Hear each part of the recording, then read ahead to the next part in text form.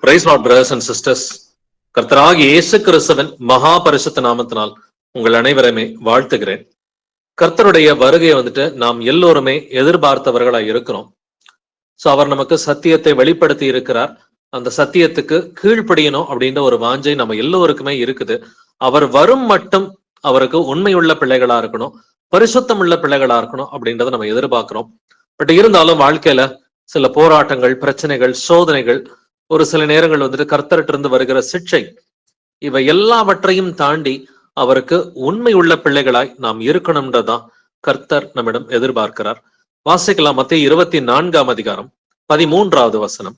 Matthew 24:13. முடிவு பரியந்தம் நிலை நிற்பவனே ரட்சிக்கப்படுவான். ஆமென். ஆமென். முடிவு பரியந்தம் நிலை நிற்பவனே ரட்சிக்கப்படுவான் என்று எழுதியிருக்கிறது இல்லைங்களா? கடைசி வரைக்கும் நம்ம வாழ்க்கையில எவ்வளவு பிரச்சனைகள் இருக்கலாம், சோதனைகள் இருக்கலாம், இல்ல நிறைய துன்பங்கள் இருக்கலாம், பாடுகள் இருக்கலாம், உபத்திரவங்கள் இருக்கலாம். அதை எல்லாவற்றையும் தாண்டி கர்த்தர் நம்மிடம் எதிர்பார்ப்பது முடிவு பரியந்தம் நிலை நிற்பவனே ரட்சிக்கப்படுவான். இது மத்தேயு 24 சொல்றாரு.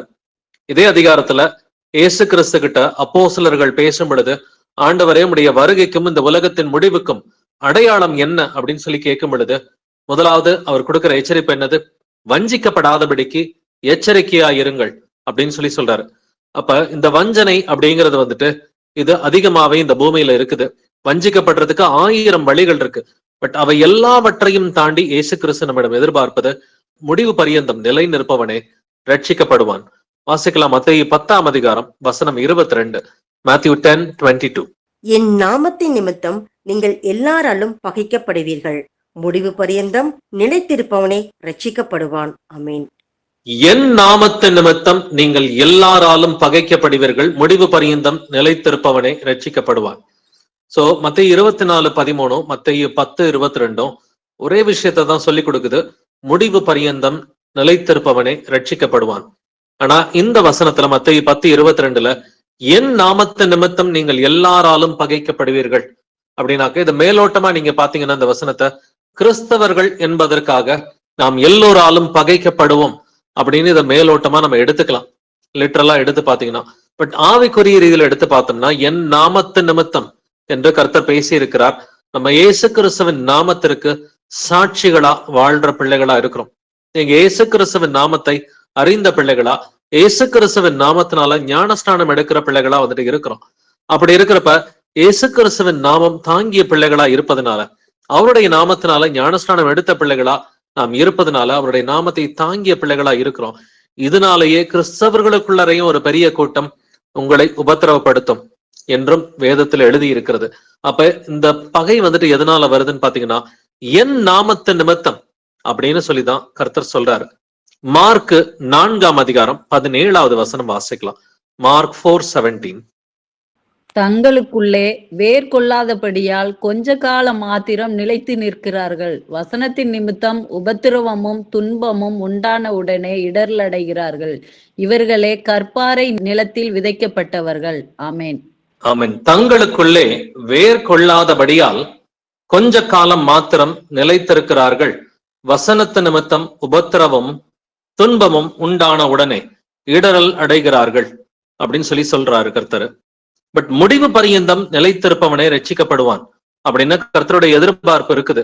ஆனா இந்த வசனத்துல பார்த்தாக்க, அவர்கள் நிலை நிற்கவில்லை அப்படிங்கிறத பாக்குறோம். கொஞ்ச காலம் மாத்திரம் நிலைத்திருக்கிறார்கள். எதனால கொஞ்ச காலம் மாத்திரம் நிலைத்திருக்கிறார்கள்? தங்களுக்குள்ளே வேர் கொள்ளாதபடியினால் அப்படின்னு எழுதியிருக்கு. அப்ப அந்த வசனத்திற்குரிய அந்த வேர் நமக்குள்ளார இருக்கணும்ன்றதை கர்த்தர் எதிர்பார்க்கிறார். அந்த வசனத்திற்குரிய வேர் இருக்கும் பொழுது நாம் முடிவு பரியந்தம் நிலைத்திருக்க முடியும். அந்த வசனத்திற்குரிய அந்த ஆணி வேர் இல்லைன்னு சொன்னாக்க கொஞ்ச காலம் மாத்திரமே இவர்கள் நிலைத்திருப்பார்கள். அப்ப இந்த முடிவு பரியந்தம் நிலைத்திருக்கணும்னாக்க அந்த வசனத்துல உறுதியா நிக்கணும். வசனத்துல உறுதியா இல்லை அப்படின்னு சொன்னாக்க இவர்கள் கொஞ்ச காலம் மாத்திரமே நிலைத்திருப்பார்கள். அப்ப முடிவு பரியந்தம் நிலைத்திருப்பதற்கு கர்த்தருடைய நாமம் தாங்கிய பிள்ளைகளா இருக்கணும். என் நாமத்து நிமித்தம் நீங்கள் எல்லாராலும் பகைக்கப்படுவீர்கள் அப்படின்னு கர்த்தர் சொல்றாரு. இன்னைக்கு கூட ரொம்ப மூத்த ஒரு ஊழியக்காரனை சந்திக்கிறதுக்கு நாங்க ஒரு 3 சகோதரர்கள் போயிருந்தோம். நல்லா அவருடைய அனுபவத்தை எல்லாம் சொன்னாது. ஸோ வயசுல மூத்தவர்ன்றதுனால பொறுமையா அவர் சொல்றதெல்லாம் கேட்டுக்கிட்டு இருந்தோம். அதன் பிறகு நமக்கு கர்த்தர் வெளிப்படுத்திய காரியங்களை சொல்லிக்கிட்டு வந்தோம். எல்லாமே கேட்டுக்கிட்டே வந்தாரு. கடைசியா இயேசு கிறிஸ்துவின் நாமத்தினால் ஞானஸ்நானம் எடுக்கணும் அப்படின்னு சொல்லி அதற்குரிய சாட்சி வசனங்கள் அத்தனையும் சொல்லி முடிச்ச பிறகு நீங்க கிளம்புங்க அப்படின்ற வார்த்தைய இமீடியட்டாவே சொல்லிட்டார். காரணம் என்னன்னாக்க இயேசு கிறிஸ்துவின் நாமத்தை தாங்குவதற்கு இன்னைக்கு அநேகர் ரெடியாவே இல்லை.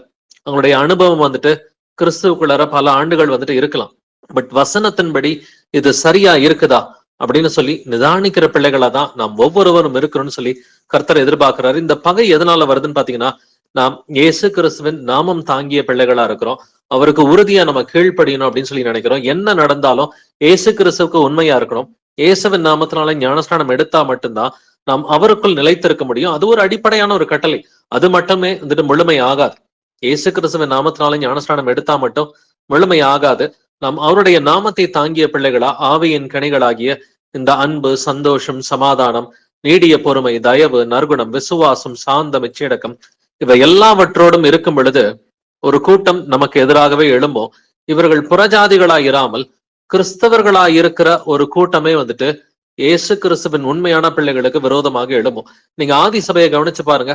அப்போஸ்தலர்களுக்கு விரோதமா இருந்தவர்கள் புறஜாதிகளா இராமல் யூதர்களா தான் வந்துட்டு இருந்தாங்க. அதனாலதான் இயேசு கிறிஸ்து வெளிப்படுத்தின விசேஷத்துல 2ஆம் அதிகாரம் 9வது வசனத்திலையும் 3ஆம் அதிகாரம் 9வது வசனத்திலையும் தங்களை யூதர் என்று சொல்லியும் அவர்கள் யூதராயிராமல் சாத்தானுடைய கூட்டமா இருக்கிறார்கள் அப்படின்ற வசனத்தை அவர் பேசி இருக்கிறார்.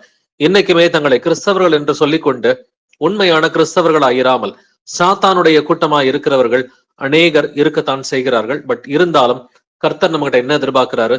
முடிவு பரியந்தம் நாம் அவருடைய விசுவாசத்தில் நிலைத்திருக்க வேண்டும். இதுக்கு ஒரு வழி இருக்கு, அதை வாசிக்கலாம். யோவான் 8:31 வாசிக்கலாம். ஜான் 8:31. இயேசு தம்மை விசுவாசித்த யூதர்களை நோக்கி, நீங்கள் என் உபதேசத்தில் நிலைத்திருந்தால் மெய்யாகவே என் சீஷராய் இருப்பீர்கள். ஆமென். ஆமென். நீங்கள் என் உபதேசத்தில் நிலைத்திருந்தால் மெய்யாகவே என் சீஷராய் இருப்பீர்கள். அப்ப இயேசு கிறிஸ்துவின் உபதேசத்துல முடிவு பரியந்தம் நிலைத்திருந்தாக்க இயேசு கிறிஸ்துவுக்கு உண்மை உள்ள சீஷர்களாய் இருக்க முடியும். அவருடைய கட்டளைகளை நாம் கை கொள்ளும் பொழுது, அவருடைய வசனத்தை தியானிக்கும் பொழுது, அந்த வசனத்திற்கு நாம் கட்டுப்பட்டு நடக்கும் பொழுது, பயந்திருக்கும் பொழுது பாத்தீங்கன்னா இயேசு கிறிஸ்துவுக்கு உண்மையான சீஷர்களாய் இருக்க முடியும்னு சொல்லி கர்த்தர் நமக்கு சொல்லி கொடுக்கிறார். அப்படின்னா அவரில் நிலைத்திருப்பதுனா என்னது? அவருடைய வசனத்தில் நிலைத்திருப்பதான் கர்த்தருக்குள் நிலைத்திருப்பது. வாசிக்கலாம். யோவான் 15ஆம் அதிகாரம் 4வது வசனம். ஜான் 15:4. என்னில் நிலைத்திருங்கள், நானும் உங்களில் நிலைத்திருப்பேன். கொடியானது திராட்சை செடியில் நிலைத்திராவிட்டால் அது தானாய் கனி கொடுக்க மாட்டாதது போல நீங்களும் என்னில் நிலைத்திராவிட்டால் கனி கொடுக்க மாட்டீர்கள். ஆமீன். ஆமென். என்னில் நிலைத்திருங்கள், நானும் உங்களில் நிலைத்திருப்பேன். கொடியானது திராட்சை செடியில் நிலைத்திராவிட்டால் அது தானாய் கனி கொடுக்க மாட்டாதது போல நீங்களும் என்னில் நிலைத்திராவிட்டால் கனி கொடுக்க மாட்டீர்கள். இங்க நிலைத்திருத்தல் அப்படின்ற வார்த்தை எத்தனை முறை இருக்குன்றதை கவனிச்சு பாருங்க. என்னில் நிலைத்திருங்கள், இது முதல் தடவை. நானும் உங்களில் நிலைத்திருப்பேன், இது 2வது முறை. கொடியானது திராட்சை செடியில் நிலைத்திராவிட்டால், இது 3வது முறை வந்துட்டு. அதே போல நீங்களும் என்னில் நிலைத்திராவிட்டால், ஒரு வசனத்திலே 4 முறை நிலைத்திருத்தல் அப்படின்ற வார்த்தை வந்துட்டு எழுதப்பட்டிருக்கு. இதைத்தான் அடிப்படை வசனமா இன்னைக்கு நம்ம படிச்சோம். முடிவு பரியந்தம் நிலைத்திருப்பவனே ரட்சிக்கப்படுவான். அப்ப முடிவு பரியந்தம் நிலைத்திருக்கணும்னு சொன்னாக்க இயேசு கிறிஸ்துவுக்குள்ளார நிலைத்திருக்கணும். இதைத்தான் யோவான் 15ஆம் அதிகாரத்துல இயேசு கிறிஸ்து நமக்கு சொல்லி கொடுக்கிறாரு, என்னில் நிலைத்திருங்கள். அப்ப இயேசு கிறிஸ்துவுக்குள்ளார நிலைத்திருத்தல் என்றால் என்ன? நானும் உங்களில் நிலைத்திருப்பேன் அப்படிங்கிறாரு. அப்ப நம்ம இயேசு கிறிஸ்துவுக்குள்ளார நிலைத்திருத்தல் என்பது அவருடைய வசனத்தில் நிலைத்திருப்பது. அவருடைய வசனத்தை இரவும் பகலும் தியானித்து ஒவ்வொரு விஷயத்துக்கும் வசனத்தை தாங்க அப்ளை பண்ணணும்.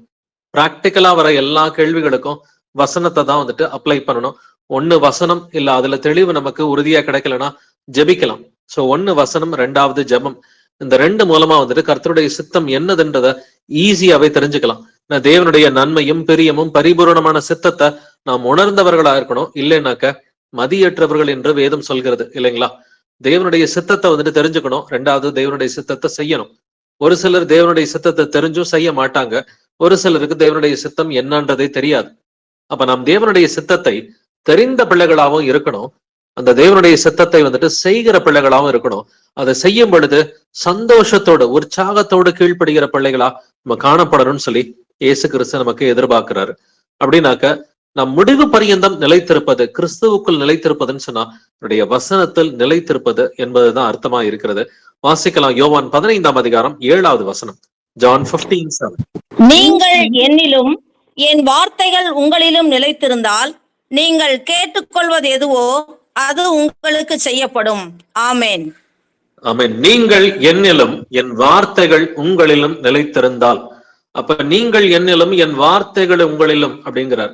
அப்ப இயேசு கிறிஸ்துவின் வார்த்தைகள் நம்ம இருதயத்துல இருந்தாக்க நீங்கள் கேட்டுக்கொள்வது எதுவோ அது உங்களுக்கு செய்யப்படும். அநேக கிறிஸ்தவர்களுக்கு அவங்களுடைய ஜெபங்கள் வந்துட்டு கேட்பது கிடையாது. அவங்க கர்த்தர்கிட்ட ஜெபிக்கிற ஜெபத்தை வந்துட்டு கர்த்தர் கேட்டு பதில் கொடுப்பது கிடையாது.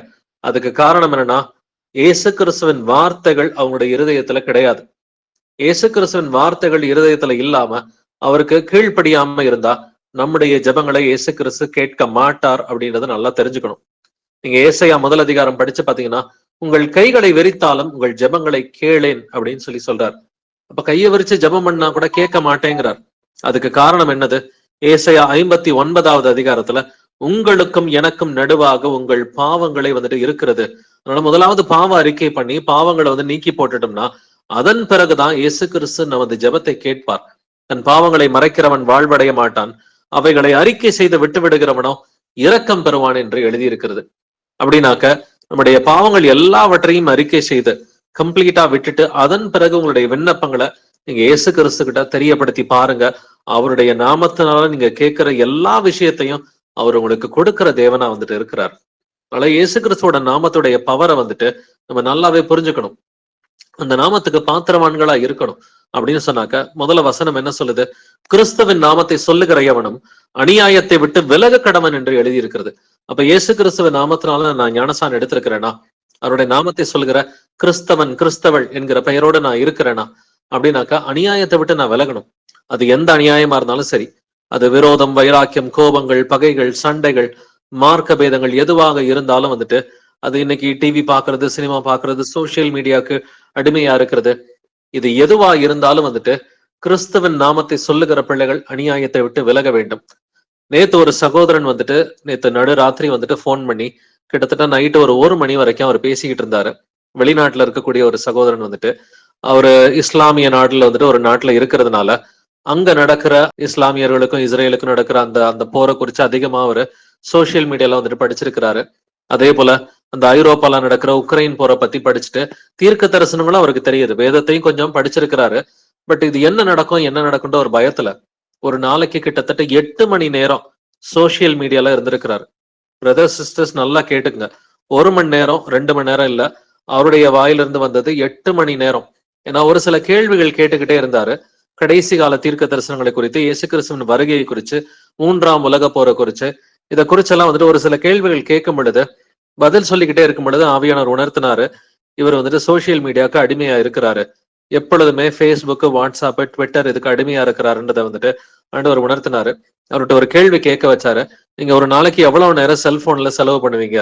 குறிப்பா இந்த மாதிரி நியூஸ் படிக்கிறேன், பைபிள் சம்பந்தமான நியூஸ் தான் படிக்கிறேன்னு சொல்லிட்டு எவ்வளவு நேரம் செலவு பண்ணுவீங்க அப்படின்னு கேட்டதுக்கு 8 மணி நேரம் அப்படின்ற பதில சொன்னார். எனக்கு கேட்டப்ப ரொம்ப ஷாக் ஆயிடுச்சு. 8 மணி நேரம் வந்துட்டு சோசியல் மீடியால செலவு பண்ணிட்டு, ஆனா பைபிள் வாசிக்கிறது கிடையாது, ஜெபிக்கிறதையும் வந்துட்டு இப்ப ரீசெண்டா வந்துட்டு விட்டுட்டாரு. அதிகமா நியூஸ படிச்சு அவருக்குள்ளார வந்துட்டு அந்த சோசியல் மீடியாக்குரிய அசுத்தாவி அவரை கம்ப்ளீட்டாவே டேக் ஓவர் பண்ணிடுச்சு. இருதயத்துக்குள்ளார நிறைய பயங்கள், நிறைய வந்துட்டு எதிர்காலத்தை குறிச்ச வந்துட்டு பயமும் பிரச்சனையும் இருந்து ஒரு மாதிரி விசுவாசத்தை கைவிட்ட நிலைமையிலதான் வந்துட்டு அந்த போன் கால் இருந்துச்சு. பட் அதுக்கு பிறகு வந்துட்டு மனந்திரமுக பிரதர் அப்படின்ற காரியத்தை சொல்லி இமீடியட்டா அந்த ஃபேஸ்புக், வாட்ஸ்அப், ட்விட்டர் எல்லாத்தையுமே வந்துட்டு அன்இன்ஸ்டால் பண்ணிடுங்க அப்படின்ற ஒரு காரியத்தை அவருக்கு சொல்லிட்டு அவருக்கு ஜெபிச்சுட்டு வைக்கும் பொழுது சமாதானமா அவருடைய குரல் வந்துட்டு காணப்பட்டது. அப்படின்னா நாமளும் வந்துட்டு முடிவு பரியந்தம் நிலைத்திருக்கணுன்றதை கர்த்தர் எதிர்பார்க்கிறார். நமக்கு இயேசு கிறிஸ்துவின் 2ஆம் வருகைக்குரிய தீர்க்க தரிசனங்கள் தெரியும், அவருடைய வருகைக்குரிய அடையாளங்கள் வந்துட்டு தெரியும், அந்த காலகட்டங்கள் நமக்கு கர்த்தர் வெளிப்படுத்தி இருக்கிறாரு. அதனால அதை குறிச்சே வந்துட்டு நம்ம ஒரு மாதிரி நியூஸ்ல நான் போய் பாக்குறேன் அப்படின்ற மாதிரி சோசியல் மீடியாவுக்கும் நியூஸ்க்கும் நம்ம அடிமைகளாகவும் கூடாது. ஏன்னா கேட்டுக்கு போகிறப்ப வாசல் வந்துட்டு அது வந்துட்டு விசாலமான ஒரு வாசல் என்று எழுதி இருக்கிறது இல்லைங்களா?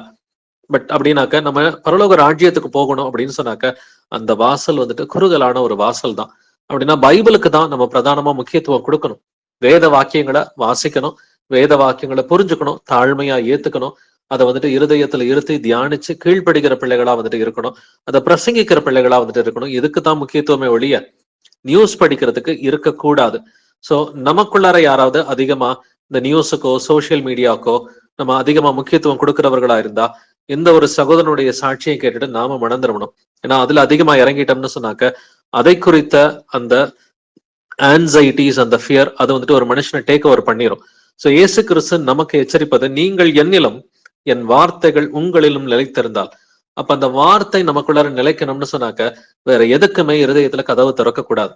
இந்த உலகத்தின் காரியங்களுக்கு எதுக்குமே நம்முடைய இருதயத்துல கதவுகளை திறக்கக்கூடாது. இயேசு கிறிஸ்துவின் வார்த்தைக்கு மட்டும்தான் என்னுடைய இருதயத்துல இடம் இருக்குதுன்னு சொல்லி உறுதியா நிற்கிற பிள்ளைகளாய் நாம் இருக்க வேண்டும். யோவான் 15ஆம் அதிகாரம் 10வது வசனம் வாசிக்கலாம். ஜான் 15:10. நான் என் பிதாவின் கற்பனைகளை கைக்கொண்டு அவருடைய அன்பிலே நிலைத்திருக்கிறது போல நீங்களும் என் கற்பனை கைக்கொண்டிருந்தால் என்னுடைய அன்பிலே நிலைத்திருப்பீர்கள். ஆமென். நான் என் பிதாவின் கற்பனைகளை கைக்கொண்டு அவருடைய அன்பிலே நிலைத்திருக்கிறது போல. நிலைத்திருத்தல் என்றால் என்ன? நீங்களும் என் கற்பனைகளை கை கொண்டிருந்தால் என்னுடைய அன்பிலே நிலைத்திருப்பீர்கள். அப்ப இயேசு கிறிஸ்துவுக்குள்ளார நான் நிலைச்சிருக்கிறேன்னு சொன்னா அது எப்படி சொல்ல முடியும்? அவருடைய கற்பனைகளை கை கொண்டுதான் வந்துட்டு இயேசு கிறிஸ்துவின் அன்பிலே நிலைத்திருக்க முடியும் அப்படின்றத நம்ம நல்லாவே வந்துட்டு தெரிஞ்சுக்கணும். அப்படின்னா முடிவு பரியந்தம் நிலைத்திருப்பவனே ரட்சிக்கப்படுவான் அப்படின்னு சொன்னாக்க அந்த முடிவு பரியந்தம் நிலைத்திருப்பது எப்படி? முடிவு பரியந்தம் நிலைத்திருக்கணும்னா அவருடைய வசனத்தில் நிலைத்திருக்கணும். அவருடைய வசனத்தில் நிலைத்திருக்கிறதுனா அவருடைய கட்டளைகளை கடைபிடிக்கிற பிள்ளைகளா, கீழ்ப்படுகிற பிள்ளைகளுக்கு பெயர் தான் கிறிஸ்தவர்கள் என்று வேதம் சொல்கிறது. அப்போஸ்தலர் 11:26 நம்ம வாசிக்கும் பொழுது பாத்தீங்கன்னாக்க யாருக்கு கிறிஸ்தவர்கள் என்ற பெயர் வழங்கப்பட்டது? அந்தியோக்கியாவிலே வந்துட்டு சீஷர்களுக்கு கிறிஸ்தவர்கள் என்ற பெயர் வழங்கிற்று என்று எழுதியிருக்கிறது. வாசிக்கலாம். 1 யோவான் 3:6. 1 John 3:6. அவரில் நிலைத்திருக்கிற எவனும் பாவம் செய்கிறதில்லை. பாவம் செய்கிற எவனும் அவரை காணவும் இல்லை, அவரை அறியவும் இல்லை. ஆமென். அவரில் நிலைத்திருக்கிற எவனும் பாவம் செய்கிறது இல்லை.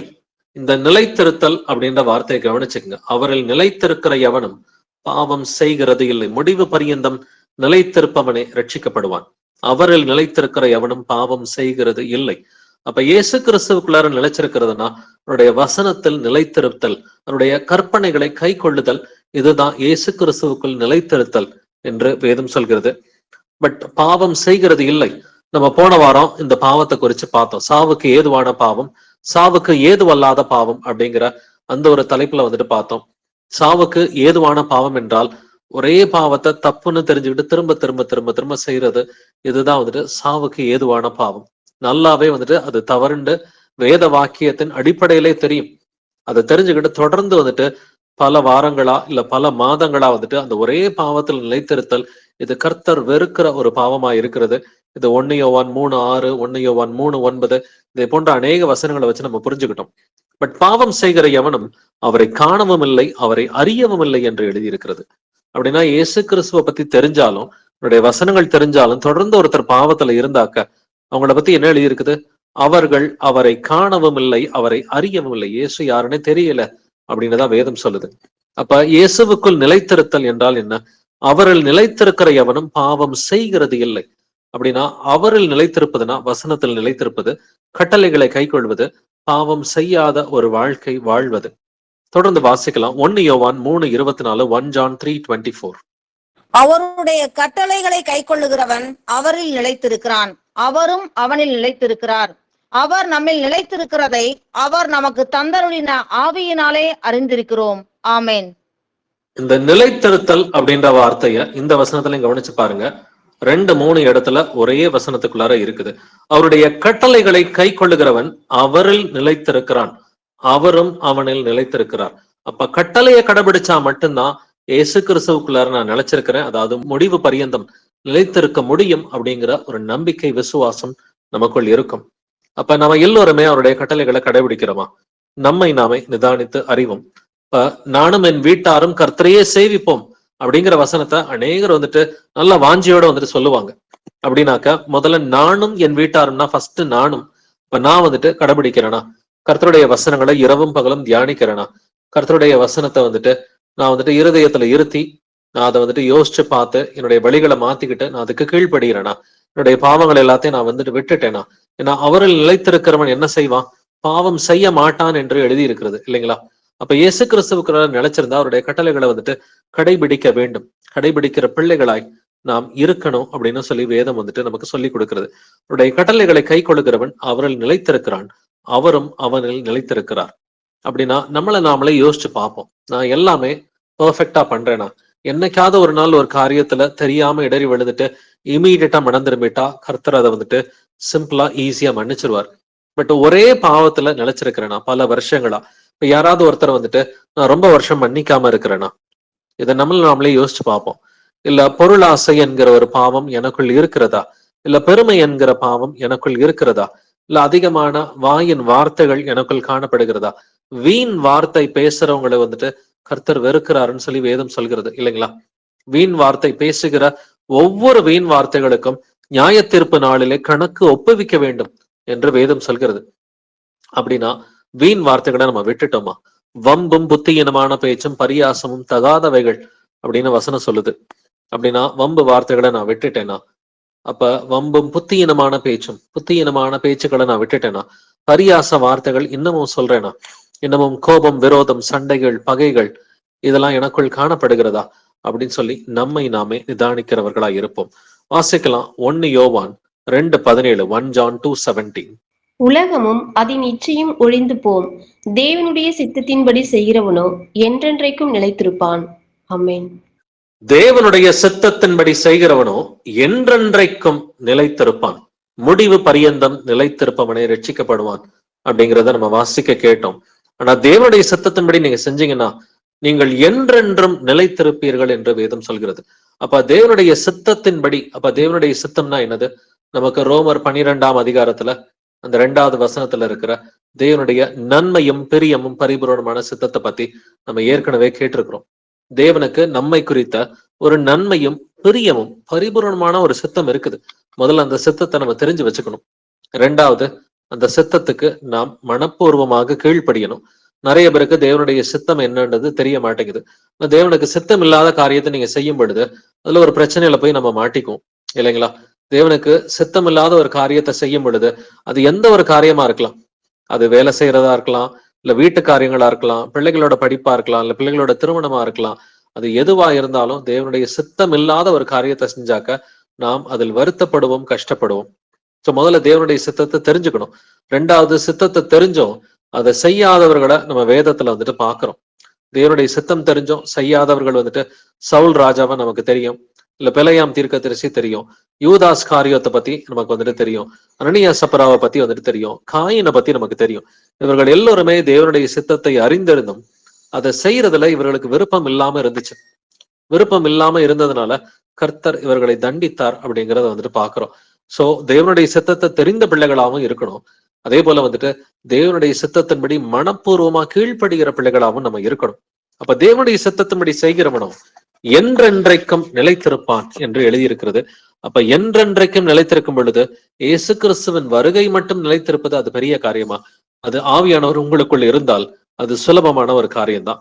ஆனா அதுக்கு நடுவுல சில உபத்திரவங்கள், சில சோதனைகள், விசுவாசத்தின் பரீட்சையா இருக்கட்டும், இதெல்லாம் நம்ம கடந்துதான் வந்துட்டு வரணும். சில நேரங்கள் நம்ம தவறு செய்யும் பொழுது கர்த்தர் நம்மை சிட்சிக்கிறவரா இருக்கிறார்.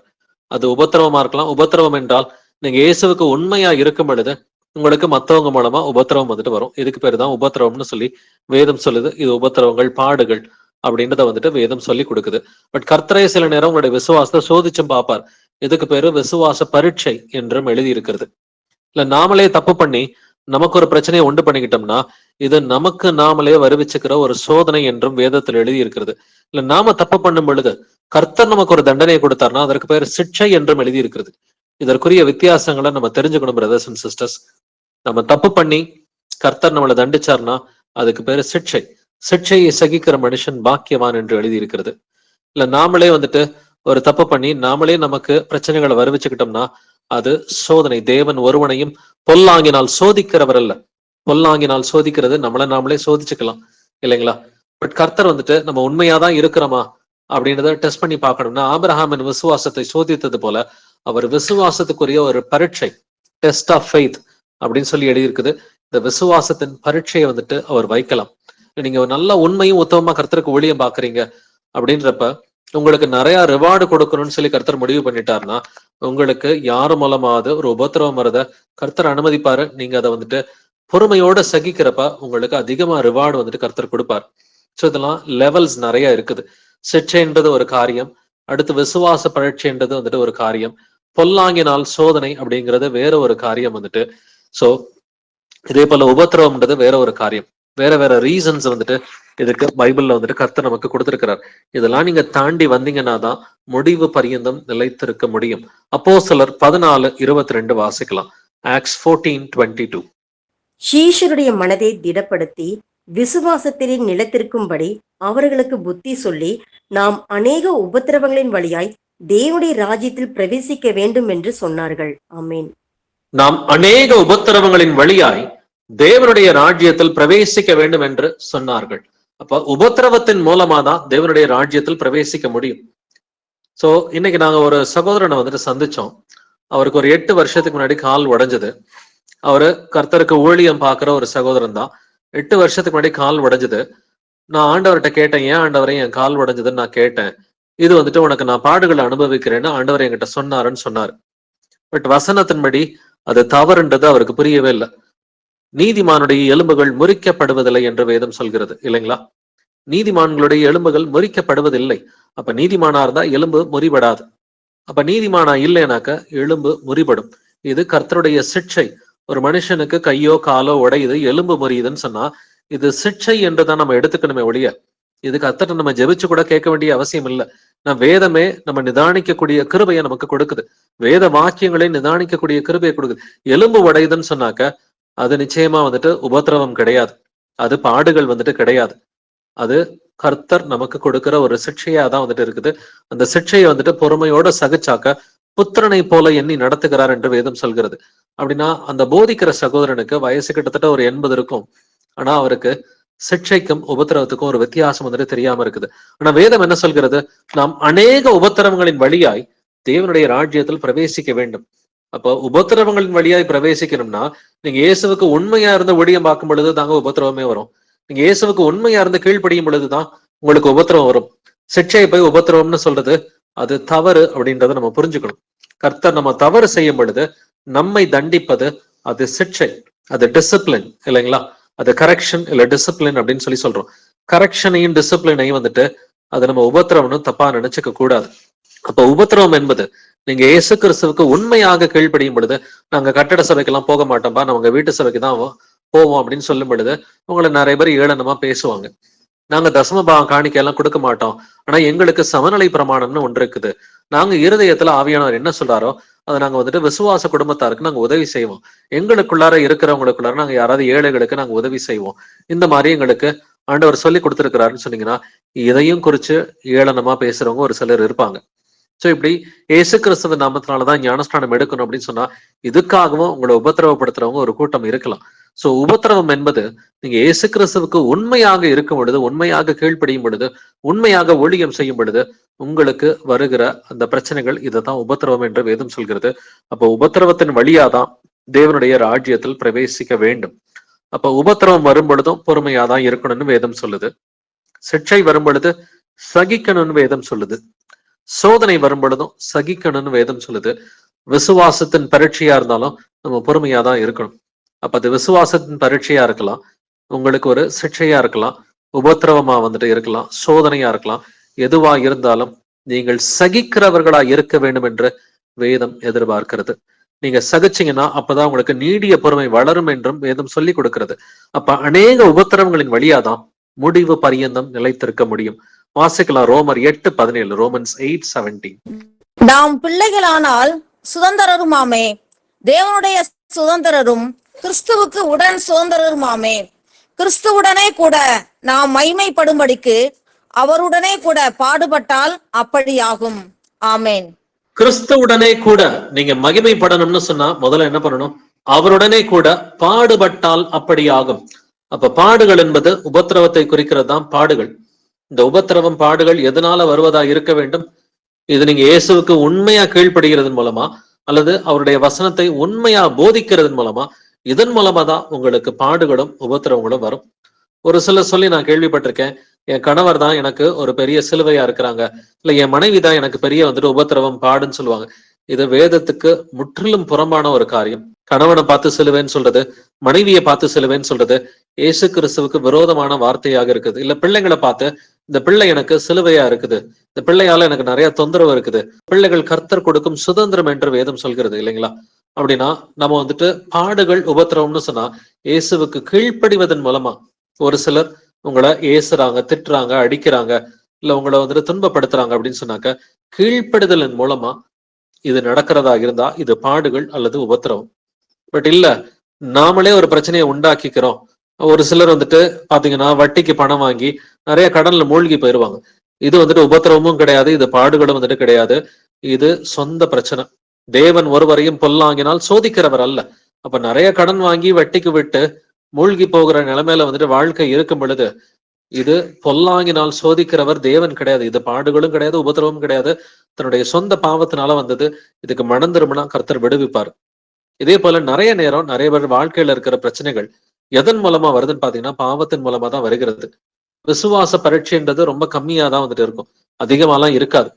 உபத்திரவம்ன்றது அதுவும் கம்மியா தான் வந்துட்டு இருக்கும், அதிகமா இருக்காது. அதிக நேரம் நம்ம வந்துட்டு மாட்டிக்கிற பிரச்சனை எதுன்னு பாத்தீங்கன்னா நம்முடைய பாவத்தின் மூலமா விழுகிற பிரச்சனையா தான் இருக்கும். நமக்கு நாமே ஒரு தீங்கு வந்துட்டு வருவிச்சுக்கிறதா இருக்கும். நாம பாவம் செய்கிறது மூலமா கர்த்தர் நம்மளை டிசிப்ளின் பண்றதுக்காக ஒரு சிக்ஷையை அனுமதிப்பார், ஒரு கரெக்ஷனை வந்துட்டு அனுமதிப்பார். அப்ப இதை சகிக்கிற பிள்ளைகளா நம்ம இருக்கணும். பட் இதெல்லாம் தாண்டி வந்து, இந்த சிக்ஷையை தாண்டி வந்து, நம்மால் வருகிற பிரச்சனைகள் எல்லாம் வந்துட்டு தாண்டி வந்து, கடைசியில விசுவாசத்தின் பரீட்சையும் தாண்டி வந்து, நீங்க இதெல்லாம் தாண்டி வந்தீங்கன்னா கடைசியாதான் உங்களுக்கு என்ன இருக்கும்? உங்களுக்கு கடைசியாதான் வந்துட்டு உபத்திரமும் பாடுகளும் வந்துட்டு இருக்கும். இதுதாங்க அல்டிமேட். நீங்க இதுக்கு முதல்ல வந்துட்டு மத்ததெல்லாம் தாண்டி வரணும். ஃபர்ஸ்ட் ஸ்டேஜ் வந்துட்டு எதுன்னு பாத்தீங்கன்னா நம்மால வருகிற பிரச்சனை, இதுதான் பேசிக் ஸ்டேஜ். தேவன் ஒருவரையும் பொல்லாங்கினால் சோதிக்கிறவர் இல்ல, நம்முடைய பாவத்தினால நாமளே பிரச்சனைகளை வருவிச்சுக்கிறது, இதுதான் ஃபர்ஸ்ட் ஸ்டேஜ். இதை நீங்க வந்துட்டு தாண்டி வரணும். தாண்டி வந்தீங்கன்னா செகண்ட் ஸ்டேஜ் வந்துட்டு நமக்கு, நம்ம ஏதாவது தப்பு பண்ணும் பொழுது கர்த்தர் நம்மளை திருத்துறதுக்காக சில சிக்ஷைகளை கொடுப்பார். இது செகண்ட் ஸ்டேஜ். இந்த சிக்ஷைகளையும் நீங்க தாண்டி வந்தீங்கன்னா விசுவாசத்தின் பரீட்சைகளை கர்த்தர் கொடுப்பார். இந்த விசுவாசத்தின் பரீட்சைய ஆபிரகாம போல ஜெயிச்சு வந்தீங்கன்னு சொன்னாக்க கடைசியா உபத்திரவத்தை கர்த்தர் அனுமதிப்பார். எந்த அளவுக்கு நீங்க உபத்திரவத்தை பொறுத்துக்கிட்டு கீழ்ப்படிஞ்சு உண்மையா இருக்கிறீங்களோ அந்த அளவுக்கு ஜீவ கிரீடம் மட்டும் உங்களுக்கு கிடைக்காது, ஜீவ கிரீடத்தோட சேர்த்து அதிகமான வெகுமதிகளையும் கர்த்தர் கொடுக்கிறேன் இருக்கிறார். நிறைய ரிவார்டு இருக்குதுன்னு சொல்லி இயேசு கிறிஸ்து சொல்லி இருக்கிறார். நீ 5 பட்டணங்களுக்கு அதிகாரியாக இரு, இல்ல வந்துட்டு 2 பட்டணங்களுக்கு அதிகாரியா நீ இருக்க போற, நீ 5 பட்டணங்களுக்கு ராஜாவாயிரு அப்படின்ற மாதிரி நிறைய ரிவார்ட்ஸ் வந்துட்டு நித்திய ஜீவனுக்குள்ளார நுழையும் பொழுது நமக்கு காத்து கொண்டு இருக்கிறது. அப்படின்னா அதுக்கு முதல்ல என்ன பண்ணணும்? அவரோட கூட நம்ம பாடுகளை அனுபவிக்கணும்னு சொல்லி வேதம் சொல்லி கொடுக்கிறது. வாசிக்கலாம் 2 திமோத்தி 2ஆம் அதிகாரம் 12ஆம் வசனம். 2 திமோத்தி 2nd chapter verse 12. அவரோட கூட பாடுகளை சகித்தோமானால் அவரோட கூட ஆளுகையும் செய்வோம். நாம் அவரை மறுதலித்தால் அவரும் நம்மை மறுதலிப்பார். ஆமென். அவரோட கூட பாடுகளை சகித்தோமானால் அவரோட கூட ஆளுகையும் செய்வோம் என்று எழுதியிருக்கிறது. அப்ப பாடுகளை சகிச்சாதான் ஆளுகை செய்ய முடியும். அப்ப பாடுகள் என்றால் என்ன? அவருக்கு கீழ்ப்படிவதன் மூலமா நமக்கு வருகிற பிரச்சனைகள் தான் பாடுகள். இயேசு கிறிஸ்துவுக்கு உண்மையா கீழ்ப்படிஞ்சு அவருடைய சத்தியத்தை பகிரங்கமா அறிவிக்கும் பொழுது உங்களுக்கு ஏதாவது பிரச்சனை வந்துச்சுனாக்க அதுக்கு பேரு பாடுகள், அதுக்கு பேரு உபத்திரவம். அத முதல்ல என்ன பண்ணணுமா? சகிக்கணும்னு சொல்லி வேதம் சொல்லுது. நிறைய பேருக்கு கர்த்தர் வந்துட்டு ஒரு சிக்ஷையை கொடுக்கும் பொழுது இல்ல பாடுகளை அனுமதிக்கும் பொழுது என்ன பண்றாங்க? அவங்களால சகிக்கவே முடியல. ஏன் ஆண்டவர் எனக்கு இப்படி பண்றாருன்னு தெரியல, எனக்கு 3 மாசமா இந்த பிரச்சனையா இருக்குது, 6 மாசமா இந்த பிரச்சனையா இருக்குது, 1 வருஷமா இந்த பிரச்சனையா இருக்குதுன்னு சொல்லி கர்த்தருக்கு விரோதமா முறுமுறுத்துக்கிட்டே இருக்கிறாங்க. முறுமுறுத்தல் வந்துட்டு வேதத்தில் பெரிய பாவம்னு எழுதியிருக்கு. ஏன்னா முறுமுறுத்ததுனாலதான் எகிப்திலிருந்து அடிமைகளா இருந்து புறப்பட்டு வந்த யூதர்கள், விடுதலையாகி வந்த யூதர்கள் வந்துட்டு வனாந்தரத்திலே அநேகர் அழிஞ்சு போனதுக்கு காரணமே இந்த முறுமுறுப்பு தான் வந்துட்டு. இயேசு கிறிஸ்து அவங்களுக்கு ஒரு விசுவாசத்தின் பரீட்சையை வந்துட்டு வச்சார். டெஸ்ட்ல பாஸ் பண்ணாதான் கானான் தேசம் இல்லைங்களா? அவங்க அந்த டெஸ்ட்ல அநேகர் ஃபெயில் ஆயிட்டாங்க. அதுல வந்துட்டு அந்த ஜெனரேஷன்ல பாஸ் பண்ணி விசுவாசத்தோட வந்தது காலேபு மற்றும் யோசுவா. காலேபு, யோசுவா இவர்கள் இருவரை தவிர மெஜாரிட்டி இஸ்ரவேல் ஜனங்கள் என்ன பண்ணாங்க? அந்த டெஸ்ட் ஆஃப் ஃபெய்த், அந்த விசுவாசத்தின் பரீட்சை ஒண்ணு இருந்துச்சு. அந்த விசுவாசத்தின் பரீட்சையில அவங்க ஃபெயில் ஆயிட்டாங்க. ஃபெயில் ஆகி கடைசியில என்ன பண்ணாங்க? சகிக்க முடியல அவங்களால. கர்த்தருடைய சிக்ஷைய சகிக்க முடியாம கர்த்தருக்கு விரோதமா பேச ஆரம்பிச்சாங்க. முறுமுறுத்தல் இதுதான் உங்களுடைய வாயில இருந்துச்சு. அப்ப அவருடைய கூட பாடுகளை சகித்தோமானால் அவருடைய கூட ஆளுகையும் செய்வோம். அப்ப பாடுகள் இருந்தா சகிக்கணும், சோதனை இருந்தா சகிக்கணும்னு சொல்லி கர்த்தர் சொல்றார். விசுவாசத்தின் பரீட்சை இருந்தா பொறுமையோட சகிக்க வேண்டும் என்று வேதம் சொல்கிறது இல்லைங்களா? அப்ப எதுவா இருந்தாலும் பிரச்சனை இருந்துச்சுன்னா முதல்ல சகிக்க பழகணும். நம்ம முறுமுறுத்துக்கிட்டே இருந்தோம்னு சொன்னா, நம்முடைய நாக்குல வந்துட்டு ஏதாவது வார்த்தைகளை போட்டு பேசிக்கிட்டே இருந்தோம்னு சொன்னா, இந்த பிரச்சனை சரியாகல, அந்த பிரச்சனை சரியாகல, ஆண்டவர் வந்துட்டு சும்மா பார்த்துக்கிட்டு இருக்கிறாரு, என்னை வந்துட்டு கவனிக்கிறது கிடையாதுன்னு சொல்லி ஆண்டவருக்கு விரோதமாவே ஏதாவது ஒரு காரியத்தை முறுமுறுத்துக்கிட்டே இருந்தோம்னு சொன்னாக்க அது கர்த்தருக்கு விரோதமான பெரிய பாவமாக மாறிவிடும். அப்ப ஏதாவது ஒரு பிரச்சனை வந்துச்சுன்னா சகிக்கிறதுக்கு பழகணும். டிசர்ன்மெண்ட் வந்துட்டு வேணும். இந்த பிரச்சனை எதனால வந்திருக்கு, என்னுடைய வந்துட்டு பாவத்தினால வந்த ஒரு பிரச்சனையா, நானே எனக்கு உருவாக்கிக்கிட்ட ஒரு பிரச்சனையா, இல்ல இது விசுவாசத்தின் பரீட்சையா, இல்ல கர்த்தர் எனக்கு அனுமதிக்கிற பாடுகளா இருக்கிறதா, இல்ல கர்த்தர் எனக்கு கொடுக்கிற ஒரு சிக்ஷையா இருக்குதா, இந்த 4 விஷயத்துல எது அப்படின்னு சொல்லி முதல்ல நம்மை நாமே நிதானிக்கிற பிள்ளைகளா இருந்து அது எதுவா இருந்தாலும் அதை சகித்தால் ஆண்டவர் நமக்கு விடுதலையை கொடுப்பாருன்னு சொல்லி வேதம் சொல்லி கொடுக்கிறது. 2 திமோத்தி 3ஆம் அதிகாரம் வசனம் 11 முதல் 12 வரை வாசிக்கலாம். 2 Timothy chapter 3 verses 11 to 12. Antioch, இக்கோனியா, லீஸ்திரா என்னும் பட்டணங்களில் எனக்கு உண்டான துன்பங்களையும் பாடுகளையும் நன்றாய் அறிந்திருக்கிறாய். எவ்வளவோ துன்பங்களை சகித்தேன். இவை எல்லாவற்றினின்றும் கர்த்தர் என்னை நீங்களாக்கி விட்டார். அன்றியும் கிறிஸ்து இயேசுவுக்குள் தேவ பக்தியாய் நடக்க மனதாயிருக்கிற யாவரும் துன்பப்படுவார்கள். ஆமீன். எவ்வளவோ துன்பங்களை சகித்தேன் அப்படின்னு பவுல் வந்துட்டு 11வது வசனத்துல சொல்றான் இல்லைங்களா? எவ்வளவோ துன்பங்களை சகித்தேன். அவன் சொல்ற துன்பங்கள் எல்லாம் வந்துட்டு இது பாடுகள், உபத்திரவம். ஏன்னா கர்த்தருக்காக சுவிசேஷம் அறிவிக்கிறதன் மூலமா, அவருடைய வார்த்தைக்கு கீழ்ப்படுகிறது மூலமா பவுலுக்கு வந்தது வந்துட்டு இது உபத்திரவமும் துன்பங்களும் பாடுகளும் வந்துட்டு வந்துச்சு. அதை என்ன பண்ணா சகித்தேன் அப்படின்னு சொல்லி சொல்றான். கிறிஸ்து இயேசுவுக்குள் தேவ பக்தியாய் நடக்க மனதாய் இருக்கிற யாவரும் துன்பப்படுவார்கள் என்று எழுதியிருக்கிறது. அப்ப உண்மையா கீழ்ப்படியணும்னு நினைச்சீங்கன்னா உங்களுக்கு நிச்சயமா துன்பங்கள் வந்துட்டு வரும். ஸோ ஃபர்ஸ்ட் ஸ்டேஜை நம்மில் அநேகர் கிராஸ் பண்ணி வந்துட்டோம். நமக்கு நாமளே பிரச்சனையை உண்டாக்கிக்கிட்டு இருந்தோம். நம்முடைய பழைய வாழ்க்கையில, நம்முடைய மாம்சத்துக்குரிய வாழ்க்கையில வந்துட்டு நம்முடைய பாவத்தின் மூலமா நாமளே நிறைய டிராப்ல போய் விழுந்துட்டு நம்முடைய பாவத்தின் மூலமா வந்த விளைவுகளால வந்த சோதனைகளை நம்ம சந்திச்சோம். இது கர்த்தர் நமக்கு கொடுத்தது கிடையாது. வந்துட்டு நம்முடைய பாவத்தின் மூலமா நாமளே நமக்கு பிரச்சனைகளை உண்டாக்கிக்கிட்டோம். பட் அதை ஃபர்ஸ்ட் இனிஷியல் ஸ்டேஜ்ல மனம் திரும்பி இயேசு கிறிஸ்துவின் மேல் உள்ள விசுவாசத்துல அதெல்லாம் தாண்டி வந்தோம். தாண்டி வந்த பிறகு 1-2 பாவங்கள் செய்யும் பொழுது கர்த்தர் நம்மளை சிக்ஷிக்கிறார். அப்பக்கப்ப இது தப்பு, இது நீ வந்துட்டு மாத்திக்கன்னு சொல்லி ஒரு கரெக்ஷன், ஒரு டிசிப்ளின் கர்த்தர் கொடுக்கிறார். இந்த டிசிப்ளின் இதெல்லாம் தாண்டி வரும் பொழுது ஒரு காலகட்டத்துல நம்ம இயேசு கிறிஸ்துவின் நாமத்தினால ஞானஸ்தானம் எடுக்கிறோம் இல்லைங்களா? இயேசு கிறிஸ்து ஞானஸ்தானம் எடுத்தோடனே முதலாவது சோதிக்கப்பட்டார். அப்ப நாமளும் நல்லா இயேசு கிறிஸ்துவ விசுவாச ஞானஸ்தானம் எடுக்கும் பொழுது நமக்கும் ஒரு சோதனை, விசுவாசத்தின் பரீட்சை என்பது நிச்சயமாவே இருக்குங்க. நல்லா உணர்ந்து விசுவாசித்து இயேசு கிறிஸ்துவின் நாமத்தை விசுவாசித்து மனம் திரும்பி ஞானஸ்தானம் எடுக்கிற எல்லோருக்குமே ஒரு விசுவாசத்தின் பரீட்சை இருக்கும். அது கர்த்தரை உங்களை ஜெயிக்க வைப்பார். அந்த விசுவாசத்தின் பரீட்சையில ஆபிரகாம் ஜெயித்தது போல நீங்களும் விசுவாசத்தை கொண்டு அந்த விசுவாச பரீட்சையை வந்துட்டு ஜெயிக்க முடியும். நீங்க அதை கடந்து வரும் பொழுது, அவருக்கு உண்மையா இருந்து சத்தியத்தை அறிவிக்கும் பொழுது, உங்களுடைய சாட்சிகளை நீங்க பகிர்ந்து கொள்ளும் பொழுது உங்களை அநேகர் ஏளனம் பண்ணுவாங்க, துன்பப்படுத்துவாங்க. இதற்கு பெயர் தான் உபத்திரவம். இதுதான் வந்துட்டு ஃபைனல் ஸ்டேஜ். இந்த உபத்திரவத்துல மட்டும் நீங்க பொறுமையா இருந்துட்டீங்கன்னா உங்களுக்கு ஜீவ கிரீடம் தாங்க இருக்குது. இன்னும் அநேகர் வந்துட்டு ஃபர்ஸ்ட் ஸ்டேஜ்ல தான் வந்துட்டு இருக்கிறாங்க. இன்னும் வந்துட்டு தங்களுடைய பாவத்தினால வருகிற அந்த சோதனையில தான் சிக்கிக்கிட்டு இருக்கிறாங்க. இதை தாண்டி வந்தாதான் அடுத்த லெவல்ல வந்துட்டு சிக்ஷை வந்துட்டு எப்ப வேணா வரலாம். இந்த சிக்ஷை வந்துட்டு கர்த்தருக்கு உண்மையா இருக்கும் பொழுது கூட திடீர்னு ஒரு தவறு பண்ணும் பொழுது கர்த்தர் ஒரு சிக்ஷை வந்துட்டு கொண்டு வரலாம். பட் இதுதான் வந்துட்டு ஃபர்ஸ்ட் ஸ்டேஜ். வந்துட்டு நம்முடைய பாவத்தின் விளைவுகளால் வருகிற அந்த சோதனையை வந்துட்டு தாண்டி வரணும். அடுத்து விசுவாசத்தின் பரீட்சையை வந்துட்டு தாண்டி வரணும். கடைசியா வந்துட்டு இயேசுவுக்கு உண்மையா இருந்தா உங்களுக்கு பாடுகள், உபத்திரவங்கள் வரும். இந்த 3 ஸ்டேஜ்ல எங்கிட்டாவது ஒரு நேரத்துல வந்துட்டு நம்ம தப்பு பண்ணிட்டோம்னா கர்த்தர் நம்மை சிக்ஷிக்கிற தேவனா இருக்கிறார். நம்மளை அன்பு செய்கிறதுனால சிக்ஷிக்கிறார். பட் கிறிஸ்து இயேசுவுக்குள் தேவ பக்தியாய் நடக்க மனதாய் இருக்கிற யாவரும் துன்பப்படுவார்கள் என்று எழுதியிருக்கிறது. அந்த துன்பங்களை சகிக்கணும்னு வேதம் சொல்லுது. அப்ப சகித்தால் உங்களுக்கு ஜீவ கிரீடம் இருக்கிறது. வாசிக்கலாம் 1 பேதுரு 5ஆம் அதிகாரம் 10வது வசனம். 1 Peter 5:10.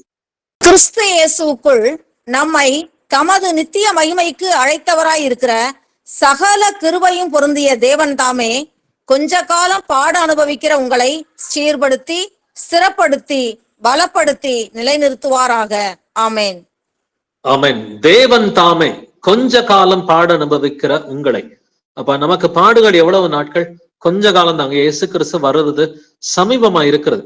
அவருடைய வருகை வந்துட்டு ரொம்ப ரொம்ப சமீபமா இருக்கிறது. அப்படின்னாக்க கொஞ்ச காலம் பாடு அனுபவிக்கிற உங்களை அவர் என்ன பண்ணுவாரா? சீர்படுத்துவார். நான் சீர்கெட்டு போயிருந்தோம்னா கர்த்தர் என்ன பண்ணுவாரு? சீர்படுத்துவார். சீர்படுத்தி அதுக்கப்புறம் வசனத்துல ஸ்திரப்படுத்துவாரு, பலப்படுத்துவாரு, நிலை நிறுத்துவார். முடிவு பரியந்தம் நிலை நிற்பவனே ரட்சிக்கப்படுவான். கடைசி வார்த்தையை பாருங்க, நிலை நிறுத்துவாராக. முதல்ல சீர்படுத்துவாரு, ஸ்திரப்படுத்துவாரு, பலப்படுத்துவாரு, ஃபைனலா நிலை நிறுத்துவார். என்றென்றைக்கும் நிலை நிற்கிற மாதிரி கர்த்தர் வந்துட்டு நம்மை நிலை நிறுத்துகிற தேவனாய் இருக்கிறார். வாசிக்கலாம் 1 பேதுரு 2ஆம் அதிகாரம் வசனங்கள் 19 முதல் 21 வரைக்கும். 1 Peter chapter 2 verses 19 to 21. ஏனெனில் தேவன் மேல் பற்றுதலாய் இருக்கிற மனசாட்சி நிமித்தம் ஒருவன் அநியாயமாய் பாடுபட்டு உபத்திரவங்களை பொறுமையாய் சகித்தால் அதுவே பிரீதியாய் இருக்கும். நீங்கள் குற்றம் செய்து அடிக்கப்படும் போது பொறுமையோட சகித்தால் அதனால் என்ன கீர்த்தி உண்டு? நீங்கள் நன்மை செய்து பாடுபடும் போது பொறுமையோட சகித்தால் அதுவே தேவனுக்கு முன்பாக பிரீதியாய் இருக்கும். இதற்காக நீங்கள் அழைக்கப்பட்டும் இருக்கிறீர்கள். ஏனெனில் கிறிஸ்துவும் உங்களுக்காக பாடுபட்டு நீங்கள் தம்முடைய அடிச்சுவடைகளை தொடர்ந்து வரும்படி உங்களுக்கு மாதிரியை பின்வைத்து போனார். ஆமென். ஒருவன் அநியாயமாய் பாடுபட்டு உபத்திரவங்களை பொறுமையாய் சகித்தால் அதுவே பிரீதியாய் இருக்கும். அப்ப உபத்திரவங்களை என்ன பண்ணணுமா? பொறுமையாய் சகிக்கணும்னு சொல்லி வேதம் சொல்லுது இல்லைங்களா? அப்போ ஒரு உபத்திரவம் வருது, உங்களுக்கு ஒரு பிரச்சனை இருக்குதுன்னா முதல்ல என்ன பண்ணணும்? பொறுமையா சகிக்கிறதுக்கு பழகுங்க. வீண் வார்த்தைகளை எடுத்து கொட்ட வேண்டாம். ஏன்னா எகிப்துல இருந்து வந்த ஜனங்கள் வந்துட்டு என்ன பண்ணாங்க? அவங்களுக்கு தண்ணி கிடைக்காம போயிடுச்சு. ஆரம்பத்துல கர்த்தருக்கு விரோதமா முறுமுறுத்தாங்க. அடுத்து சாப்பாடு கிடைக்கலன்னு சொல்லி கர்த்தருக்கு விரோதமா முறுமுறுத்தாங்க. அடுத்து 3வது என்ன முறுமுறுத்தாங்க? எங்களுக்கு வந்துட்டு நான் வெஜிடேரியனே கிடைக்கல, எங்களுக்கு வந்துட்டு எந்த ஒரு கறியோ மீனோ எதுவும் கிடைக்கல அப்படின்ற மாதிரி 3வது காரியத்துல முறுமுறுத்தாங்க. கர்த்தருக்கு அதிகமாவே கோபம் வந்துருச்சு. அவங்களுக்கு காடையை கொடுத்தாரு. காடையை கொடுத்துட்டு வந்துட்டு அவர்களில் அநேகரை சங்காரம் பண்ணினார் என்றும் எழுதியிருக்கிறது. அப்ப ஏதாவது ஒரு பிரச்சனை இருக்குதுன்னு சொன்னா முதல் காரியமா என்ன செய்யணும்? பொறுமையோட சகிக்கணும்னு சொல்லி வேதம் சொல்லுது. 19வது வசனத்துல உபத்திரவங்களை பொறுமையாய் சகித்தால் அது கர்த்தருக்கு முன்பாக பிரீதியாய் இருக்கும் அப்படின்னு எழுதியிருக்குது. 20வது வசனத்திலையும் நீங்கள் குற்றம் செய்து அடிக்கப்படும் போது பொறுமையோட சகித்தால் அதுல என்ன பிரயோஜனம் அப்படின்னு சொல்லி கர்த்தர் வந்துட்டு சொல்றார்.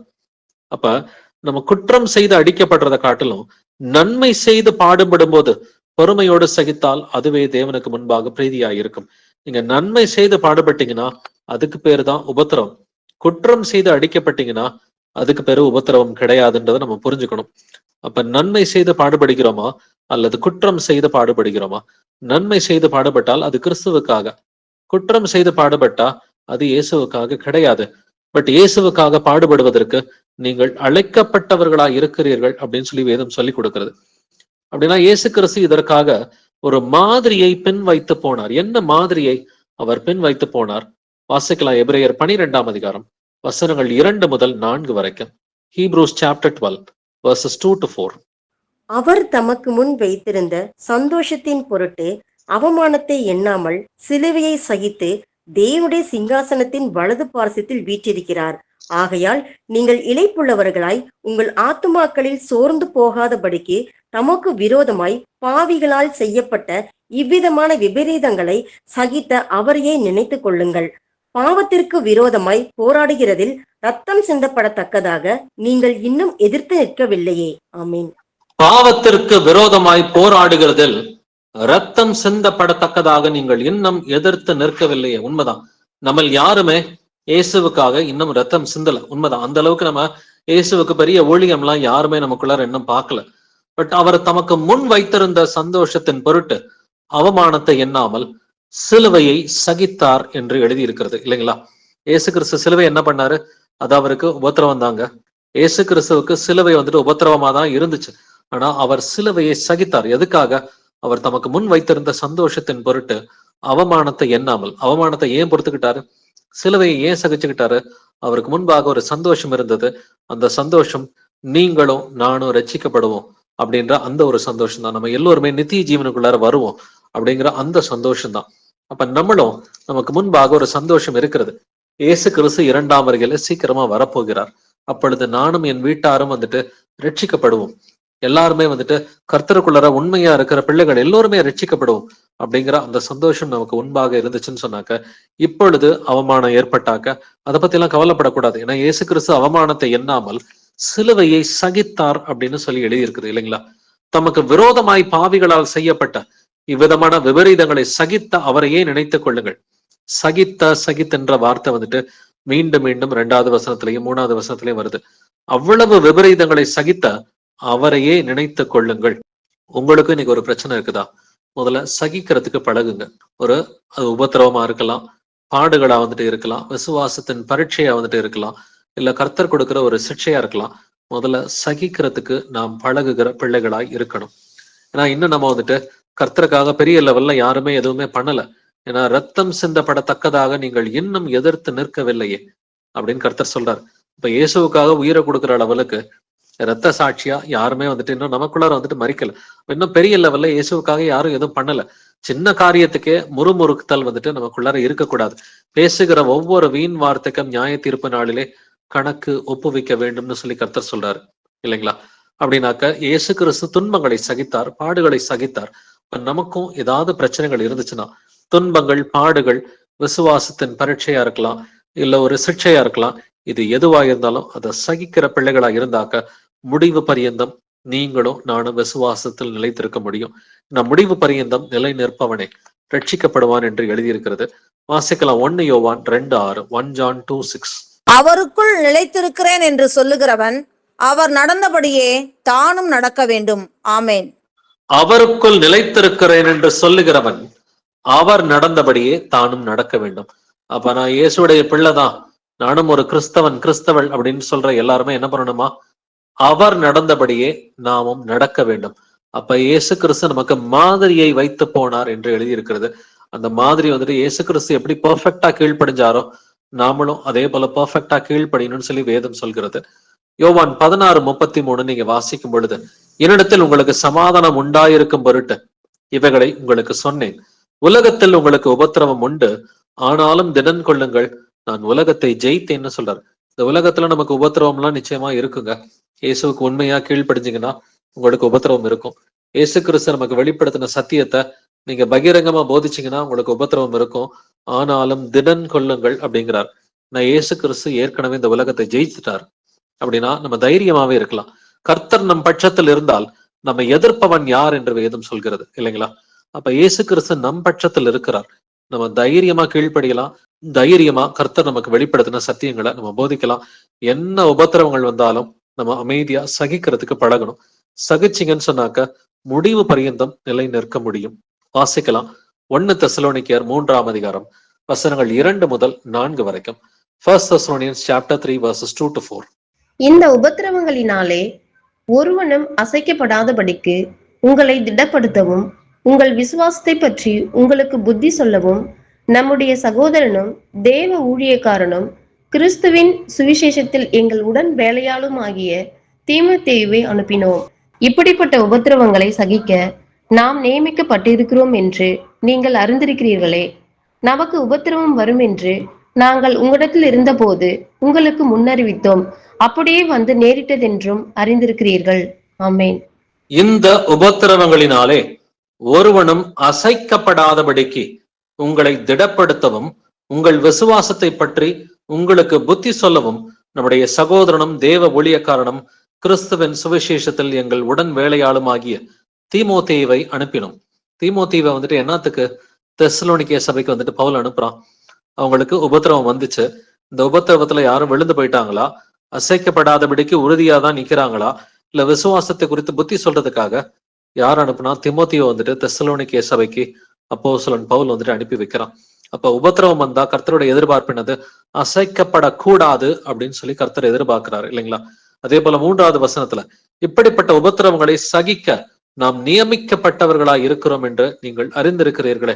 உபத்திரவம் வந்தா என்ன பண்ணணும்? சகிக்கிறதுக்கு தான் நாம் நியமிக்கப்பட்டிருக்கிறோம் இல்லைங்களா? அதை குறித்து எப்பொழுதும் முறுமுறுக்கிறதுக்கு நாம் நியமிக்கப்படவில்லை. உங்களுக்கு ஒரு பிரச்சனை இருக்குதா? முதல்ல சகிக்கிறதுக்கு பழகுங்க. அதை குறித்து முறுமுறுக்கிறதுக்கு பதிலா அமைதியா சகிக்கிறதுக்கு பழகுங்க. உங்களுடைய விண்ணப்பங்களை தேவனுக்கு தெரியப்படுத்துங்க. இயேசு கிறிஸ்துவுக்கு நீங்க தெரியப்படுத்திட்டீங்கன்னா அவர் பார்த்துக்குவார். அதை எப்படி சால்வ் பண்றதுன்னு சொல்லி அவருக்கு நல்லாவே தெரியும். நம்முடைய நாவுனால வந்துட்டு இது சரியில்லை அது சரியில்லைன்னு சொல்லி வனாந்தரத்துல இருந்த இஸ்ரவேல் ஜனங்களை போல முறுமுறுக்காமல் நாம் உபத்திரவங்களை சகிக்கிறதுக்கு பழகணும். நமக்கு உபத்திரவம் வரும் என்று நாங்கள் உங்களிடத்தில் இருந்தபோது உங்களுக்கு முன்னறிவித்தோம், அப்படியே வந்து நேரிட்டதென்றும் அறிந்திருக்கிறீர்கள். உபத்திரவம் வந்தாக்க சகிக்கிற பிள்ளைகளாய் இருப்போம். 1 கொரிந்தியர் 4:12 வாசிக்கலாம். 1 Corinthians 4:12. எங்கள் கைகளினாலே வேலை செய்து பாடுபடுகிறோம், வையப்பட்டு ஆசீர்வதிக்கிறோம், துன்பப்பட்டு சகிக்கிறோம். ஆமென். எங்கள் கைகளினாலே வேலை செய்து பாடுபடுகிறோம், வையப்பட்டு ஆசீர்வதிக்கிறோம், துன்பப்பட்டு சகிக்கிறோம். துன்பப்பட்டா என்ன பண்ணணுமா? சகிக்கணும் அப்படின்னு வேதம் சொல்லுது இல்லைங்களா? வேலை செய்து பாடுபடுகிறோம், துன்பப்பட்டு சகிக்கிறோம். உங்களுக்கு துன்பங்கள் வந்துச்சுனாக்க சகிக்கிறதுக்கு பழகுங்க. முடிவு பரியந்தம் நிலை நிற்பவனே ரட்சிக்கப்படுவான். 2 கொரிந்தியர் 1:6 வாசிக்கலாம். 2 Corinthians 1:6. ஆதலால் நாங்கள் உபத்திரப்பட்டாலும் அது உங்கள் ஆறுதலுக்கும் ரட்சிப்புக்கும் ஏதுவாகும். நாங்கள் ஆறுதல் அடைந்தாலும் அதுவும் உங்கள் ஆறுதலுக்கும் ரட்சிப்புக்கும் ஏதுவாகும். நாங்கள் பாடுபடுகிறது போல நீங்களும் பாடுபட்டு சகிக்கிறதுனாலே அந்த ரட்சிப்பு பலன் செய்கிறது. ஆமேன். நாங்கள் பாடுபடுகிறது போல நீங்களும் பாடுபட்டு சகிக்கிறதுனாலே அந்த ரட்சிப்பு பலன் செய்கிறது.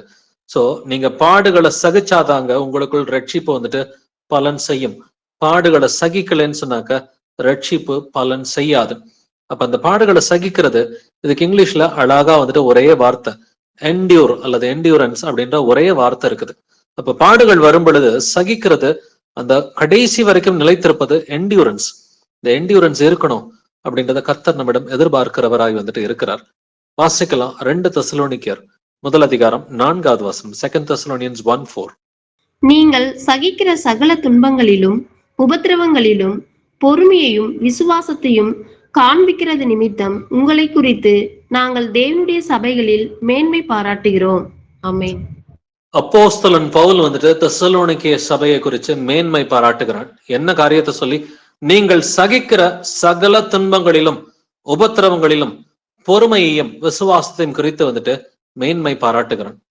அப்ப ஒரு விசுவாசி வந்துட்டு இயேசு கிறிஸ்துவின் பிள்ளை சீஷர்களா இருக்கிற நாம் வந்துட்டு துன்பங்கள் வரும் பொழுது சகித்தோம்னு சொன்னாக்க, இல்ல உபத்திரவங்களை குறிச்சு நம்ம பொறுமையா நடந்துகிட்டாக்க, உபத்திரம் வரும் பொழுது விசுவாசத்தை காண்பிச்சோம்னு சொன்னாக்க, நம்மை குறித்து நம்முடைய சகோதர சகோதரிகள் என்ன பண்ணுவாங்களா வந்துட்டு சபைகளில் மேன்மை பாராட்டுவார்கள். ஆனா பிரச்சனை வரும் பொழுது நம்மளுடைய நாக்கு சும்மா இல்லாம வீண் வார்த்தைகளை பேசிக்கிட்டு அலப்பிக்கிட்டு, இல்ல எனக்கு ஏன் இந்த பிரச்சனை வந்திருக்குது, இல்ல என்னையோட இவங்க பெட்டரா இருக்கிறாங்க, மற்றவங்களை பார்த்து பொறாமப்பட்டுக்கிட்டு, இல்ல பழைய வாழ்க்கையை நினைச்சுக்கிட்டு வந்துட்டு நம்ம எமோஷனல் ஆகிட்டு. ஏன்னா பழைய வாழ்க்கையை குறிச்சுதான் வந்துட்டு எகிப்துல இருந்த வாழ்க்கையை குறிச்சு அந்த வனாந்தரத்துல இருந்து இஸ்ரவேல் மக்கள் பேசிக்கிட்டு இருந்தாங்க. நாங்க எகிப்துல இருந்தப்ப நல்ல சாப்பாடு சாப்பிட்டுக்கிட்டு இருந்தோம். இன்னைக்குமே இயேசு கிறிஸ்துவை ஏத்துக்கிட்டு அந்த புதிய வாழ்க்கையை காட்டிலும் பழைய வாழ்க்கை நல்லா இருந்துச்சுன்னு நினைக்கிற நிறைய பேர் இருக்கத்தான் வந்துட்டு செய்யறாங்க. கர்த்தர் அதனாலதான் அவங்களெல்லாம் அழிச்சு போட்டுட்டார். ஏன்னா பழைய வாழ்க்கை பெட்டரா இருந்துச்சுன்னாங்க. பழைய வாழ்க்கையில நமக்கு கர்த்தர் யாருன்னே வந்துட்டு தெரியாது, அவருடைய வசனங்கள் தெரியாது. இன்னைக்கு இருக்கிற வாழ்க்கை ஒரு சில துன்பங்கள் உபத்திரவங்கள் இருந்தாலும் இந்த வாழ்க்கை தான் நல்ல வாழ்க்கை அப்படின்றத நம்ம புரிஞ்சுக்கணும். அப்ப துன்பங்கள் வந்துச்சுன்னா சகிக்கணும், உபத்திரவங்கள் வந்தா பொறுமையா இருக்கணும்ன்றத கர்த்தர் நமக்கு சொல்லி கொடுக்கிறார். வாசிக்கலாம் 2 திமோத்தி 1:8. 2 Timothy 1:8. ஆகையால் நம்முடைய கர்த்தரை பற்றிய சாட்சியை குறித்தாவது அவர் நிமித்தம் கட்டப்பட்டிருக்கிற என்னை குறித்தாவது நீ வெட்கப்படாமல் தேவ வல்லமைக்கேற்றபடி சுவிசேஷத்திற்காக என்னோட கூட தீங்கு அனுபவி. ஆமேன். தேவ வல்லமைக்கு ஏற்றபடி சுவிசேஷத்திற்காக என்னோட கூட தீங்கு அனுபவி. இந்த வார்த்தையை கவனிச்சு பாருங்க. தீங்கு அனுபவின்ற வார்த்தை 2 திமோத்தி புஸ்தகத்துல வந்துட்டு 3 இடத்துல வந்துட்டு இருக்கும். தீங்கு அனுபவின்ற வார்த்தை இந்த ஒரே புஸ்தகத்துல வந்துட்டு 3 இடத்துல வந்துட்டு ஆவியானவர் எழுதியிருக்கிறார். தீங்கு அனுபவிப்பதற்காக, உங்களுக்கு துன்பங்கள் வந்தா அதை சகிப்பதற்காக, அனுபவிப்பதற்காக தான் கர்த்தர் வந்துட்டு நம்மை வந்துட்டு படைத்திருக்கிறார். அதை அனுபவிச்சீங்கன்னா, அதை சகிச்சீங்கன்னா, பொறுமையோட இருந்தீங்கன்னா உங்களுக்கு ஜீவ கிரீடம் காத்துக்கிட்டு இருக்குது. 2 திமோத்தி 2:3 வாசிக்கலாம். நீயும் இயேசு கிறிஸ்துவுக்கு நல்ல போர்ச்சேவகனாய் தீங்கு அனுபவி. ஆமேன். நீயும் இயேசு கிறிஸ்துவுக்கு நல்ல போர் சேவகனாய் தீங்கு அனுபவி. இந்த வார்த்தையை தீங்கு அனுபவின்ற வார்த்தைய 2 திமோத்தி 1:8 படிச்சோம். இப்ப 2 திமோத்தி 2:3 படிக்கிறோம். முதல் அதிகாரத்திலையும் தீங்கு அனுபவின்னு எழுதியிருக்கு, 2வது அதிகாரத்திலையும் தீங்கு அனுபவின்னு எழுதியிருக்கு. எப்படியா? நல்ல போர் சேவகனாய். ஒரு போர் சேவகனா எப்படி இருக்கணும்? எபேசியர் 6ஆம் அதிகாரத்துல ஒரு போர் சேவகன்னா சத்தியம் என்னும் கச்சை இருக்கணும், நீதி என்னும் மார்க்கவசம் இருக்கணும், சமாதானத்தின் சுவிசேஷத்துக்குரிய ஆயத்தம் என்கிற பாத ரட்சை வந்துட்டு இருக்கணும். அதே போல வந்துட்டு ரட்சணம் என்னும் தலை சீரா இருக்கணும், தேவ வசனமாகிய ஆவியின் பட்டயம் இருக்கணும், விசுவாசம் என்கிற கேடகம் வந்துட்டு இருக்கணும். இந்த 6 ஆயுதங்கள் இருக்கணும். எல்லாவற்றுக்கும் மேலாக ஆவியிலே ஜெபம் பண்ணுகிற பிள்ளைகளா இருக்கணும். இந்த 6+1 இந்த 7 விஷயங்கள் இருந்தாதான் போர் சேவகன் என்று எழுதி இருக்கிறது இல்லைங்களா? அப்ப இந்த போர் சேவகனா இருந்தோம்னு சொன்னாக்க சில உபத்திரவங்கள் வரும். ஆனா கர்த்தர் நம்மிடம் சொல்வது தீங்கு அனுபவின்னு சொல்றாரு. உபத்திரவங்கள் வந்தா பொறுத்துக்கோ அப்படின்னு சொல்லிதான் கர்த்தர் நமக்கு சொல்லி கொடுக்கிறாரு. வாசிக்கலாம் 2 தீமோத்தேயு 4ஆம் அதிகாரம் 5வது வசனம். 2 Timothy 4:5. நீயோ எல்லாவற்றிலும் மன தெளிவுள்ளவனாயிரு, தீங்கு அனுபவி, சுவிசேஷகனுடைய வேலையை செய், உன் ஊழியத்தை நிறைவேற்று. ஆமென். நீயோ எல்லாவற்றிலும் மன தெளிவுள்ளவனாயிரு. எதுலலாம் மன தெளிவோட இருக்கணும்?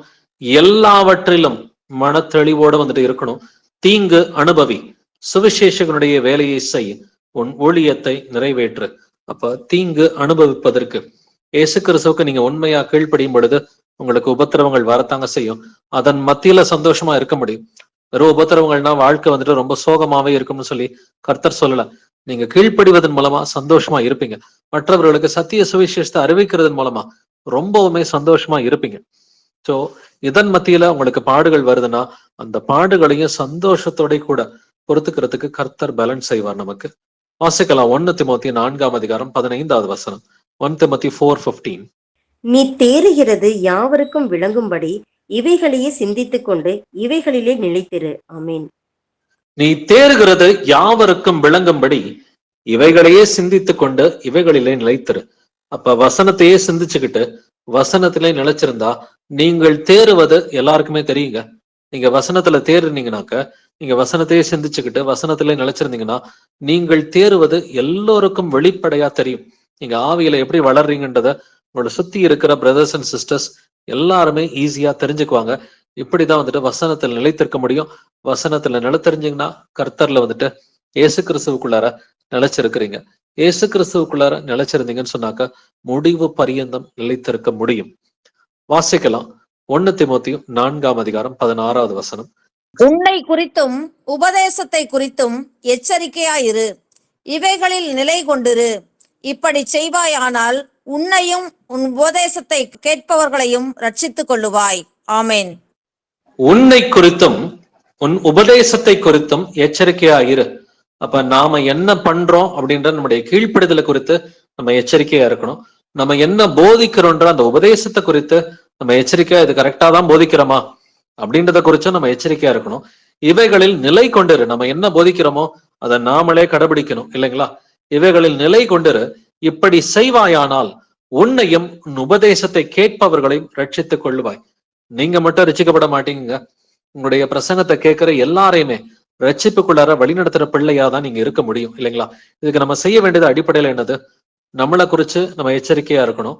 நம்முடைய உபதேசத்தை குறித்து நம்ம எச்சரிக்கையா இருக்கணும். அவைகள்ல நிலை கொண்டு இருக்கணும். நடக்கிற பிள்ளைகளா வந்துட்டு இருக்கணும். இப்படி செஞ்சா நீங்களும் உங்களுடைய போதனையை கேட்பவர்களும் ரட்சிக்கப்படுவீர்கள் என்று வேதம் சொல்கிறது. இப்ப போதிக்கிறதுன்னு சொன்னாக்க ஏதோ மேடை போட்டு போதிக்கிறத கர்த்தர் இங்க வந்துட்டு பேசல. உங்க வீட்டார்ட்ட பேசுங்க, உங்க கணவர்கிட்ட, உங்க மனைவி கிட்ட, உங்க பிள்ளைகள்கிட்ட, உங்க அப்பா அம்மா, உங்க தாத்தா பாட்டி, இல்ல உங்களுடைய மாமா சித்தப்பா பெரியப்பா, நண்பர்கள், பக்கத்து வீடு எய்த்து வீடு, பழைய சபையில வந்துட்டு இருந்தவங்க, இல்ல ஆபீஸ்ல வேலை பாக்குறவங்க, இல்ல உங்க வீட்டுக்கு வேலை செய்ய வரவங்க, இப்படி எவ்வளவோ கான்டாக்ட்ஸ கர்த்தர் நமக்கு நிறையவே கொடுத்திருக்கிறார். இப்படி நீங்க இயேசு கிறிஸ்துவை குறித்து தொடர்ந்து சாட்சி கொடுத்துக்கிட்டே இருந்தீங்கன்னு சொன்னாக்க தேவன் தாமே கொஞ்ச காலம் பாட அனுபவிக்கிற உங்களை சீர்படுத்தி, ஸ்திரப்படுத்தி, பலப்படுத்தி நிலை நிறுத்துவார் என்று வேதம் சொல்கிறது. அப்படின்னா முடிவு பரியந்தம் நிலை நிற்பவனே ரட்சிக்கப்படுவான் அப்படின்றத பார்த்துட்டோம் இல்லைங்களா? அப்ப நிலை நிற்பதுனா என்னது? கர்த்தருடைய வார்த்தைகள் நம்முடைய இருதயத்துல இருக்கணும். இயேசு கிறிஸ்துவின் வார்த்தைகள் நம்ம இருதயத்துல இருந்தாக்க அப்பதான் இயேசு கிறிஸ்து நமக்குள் இருக்கிறார் என்று வேதம் சொல்கிறது. நீங்கள் என் உபதேசத்தில் நிலைத்திருந்தால் மெய்யாகவே என் சீஷராய் இருப்பீர்கள்னு சொல்லி இயேசு கிறிஸ்து சொல்றாரு. அப்ப என் நாமத்தின் நிமித்தம் நீங்கள் எல்லாராலும் பகைக்கப்படுவீர்கள், இருந்தாலும் முடிவு பரியந்தம் நிலைத்திருப்பவனே ரட்சிக்கப்படுவான். அப்ப நிலைத்திருக்கணும்னு சொன்னா சில பாடுகள், துன்பங்கள், சில விசுவாசத்தின் பரீட்சை வந்துட்டு வரலாம். கர்த்தர் நமக்கு கொடுக்கிற சிக்ஷைகள் வந்துட்டு இருக்கலாம். எதுவா இருந்தாலும் அதை சகிக்கிற பிள்ளைகளா இருக்கணும். அதை பொறுமையோட சகித்தால் அது கர்த்தருக்கு பெரியமையா இருந்து உங்களுடைய பிரச்சனைகள் இருந்து உங்களுடைய விடுதலையை வந்துட்டு செய்வார். அப்ப விடுதலை ஆயிட்டீங்கன்னா இன்னும் அதிகமா அவருக்கு உண்மையா நம்மளால இருக்க முடியும். அது சிக்ஷையா இருந்தா அதுல இருந்தும் கர்த்தர் வெளியில கொண்டு வருவாரு. சோதனையா இருந்தா அதுல இருந்தும் கர்த்தர் நம்மளை வந்துட்டு வெளியில கொண்டு வருவாரு. அப்ப நம்ம பொறுமையா வந்துட்டு நம்முடைய பிரச்சனைகளை கர்த்தருடைய கிருபையோட சந்திக்கும் பொழுது நீங்க விடுதலை ஆவீங்க. சத்தியத்தையும் அறிவீர்கள், சத்தியம் உங்களை விடுதலை ஆக்கும் என்கிற வசனத்தின்படி நீங்க பர்சனலா உங்களுடைய வியாதிகள், பிரச்சனைகள் இவை எல்லாவற்றிலிருந்தும் விடுதலையாகி கடைசியில இயேசுவுக்கு உண்மையா இருந்து கீழ்ப்படிவதன் மூலமா ஃபைனலா வரப்போகிற அந்த பாடுகளை, அந்த துன்பங்களை, உபத்திரவங்களை அதையும் சகிக்கிறதுக்கு கர்த்தர் உங்களுக்கு பொறுமையை கொடுப்பாரு. அதை எந்த அளவுக்கு அதிகமா சகிக்கிறீங்களோ அந்த அளவுக்கு நித்திய ஜீவனுக்கு நீங்க போகும் பொழுது அதிக பட்டணங்களுக்கு ராஜாக்களும் ஆசாரியர்களுமா இருக்க முடியும். கர்த்தருக்கு முன்பாக ஆசாரியராக அந்த பட்டணங்களுக்கு ராஜாக்களா இருக்கிறதுக்கு கர்த்தர் கிருபையை கொடுப்பார். சோ நித்திய ஜீவன் மட்டும் அவர் கொடுக்கிற ரிவார்டு கிடையாது. நித்திய ஜீவனை காட்டிலும் அதிகமான ரிவார்டு இருக்குது. எந்த அளவுக்கு உபத்திரவத்தை நீங்க பொறுத்துக்கிறீங்களோ அந்த அளவுக்கு கர்த்தர் உங்களுக்கு ரிவார்டு கொடுக்கிறார். பட் ரிவார்டுக்காக இயேசு கிறிஸ்துவ ஏத்துக்கிற பிள்ளைகள் நாம கிடையாது, இல்லைங்களா? நம்ம இயேசு கிறிஸ்துவை ஏத்துக்கிறது எதுக்காக? அவர் என் தேவன், அவர் என்னுடைய தகப்பன். என்னுடைய தகப்பன் வந்துட்டு எனக்காக வந்துட்டு தேவனா இருந்தவர். அவர் மனுஷ ரூபத்துல வந்து அவர் என்னுடைய பாவத்துக்காக அடிக்கப்பட்டார், எனக்காக நொறுக்கப்பட்டார். என்னை நலமாக்கும் தண்டனை அவர் மேல் விழுந்தது. என்னுடைய பாவத்துக்காக அவர் தமது பரிசுத்த ரத்தத்தை வந்துட்டு அவர் சிந்தினாரு. அவர் மரித்தார், அடக்கம் பண்ணப்பட்டார், 3ஆம் நாளில் உயிர் தெழுந்தார். அவர் ஜீவிக்கிற தேவனா இருக்கிறார். என்னுடைய தகப்பன் என் மேல வைத்திருந்த அன்புக்காக நான் அவரை வந்துட்டு என்னுடைய தேவனாக, என்னுடைய அப்பாவை நான் வந்துட்டு ஏத்துக்கிறேன்னு சொல்லி நம்ம இந்த அன்புக்காக இயேசு கிறிஸ்துவை ஏற்றுக்கொண்ட பிள்ளைகளா இருக்கணும். ரிவார்டெல்லாம் ஆட்டோமேட்டிக்கா வரும். இதெல்லாம் ஒரு பை ப்ராடக்ட் மாதிரி ஆட்டோமேட்டிக்கா அந்த ரிவார்டு வரும். பட் துன்பங்கள் வரும் பொழுது அதை நம்ம வந்துட்டு பொறுமையோட சகிக்கணும்னு சொல்லி வேதம் சொல்லுது. இப்படி நீங்கள் செய்வதன் மூலமா முடிவு பரியந்தம் நிலைத்திருக்க முடியும். Praise lord brothers and sisters.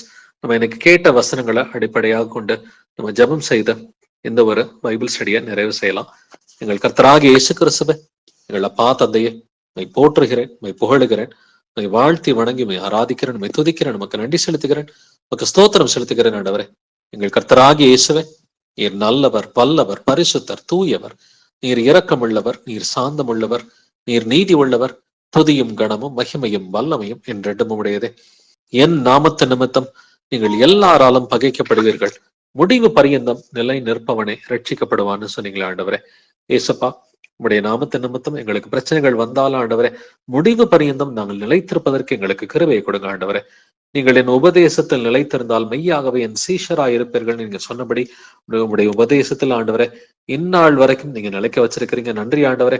தொடர்ந்து இன்று வசனங்களை கேட்ட எல்லோருமே உடைய உபதேசத்தில் முடிவு பரியந்தம் நிலைத்திருப்பதற்கு எங்களுக்கு கிருபையை கொடுங்க ஆண்டவரே. நீங்கள் என்னிலும் என் வார்த்தைகள் உங்களிலும் நிலைத்திருந்தால் நீங்கள் கேட்டுக்கொள்வது எதுவோ அது உங்களுக்கு செய்யப்படும்னு சொன்னீங்களா ஆண்டவரே. நாங்கள் உண்மையிலும் உடைய வார்த்தைகள் எங்களிலும் கடைசி வரைக்கும் நிலைத்திருப்பதற்கு எங்களுக்கு கிருபையை கொடுங்க ஆண்டவரே. நாங்க பாவம் செய்யாத ஒரு வாழ்க்கையை வாழ்றதுக்கு எங்களுக்கு கிருபையை கொடுங்கப்பா.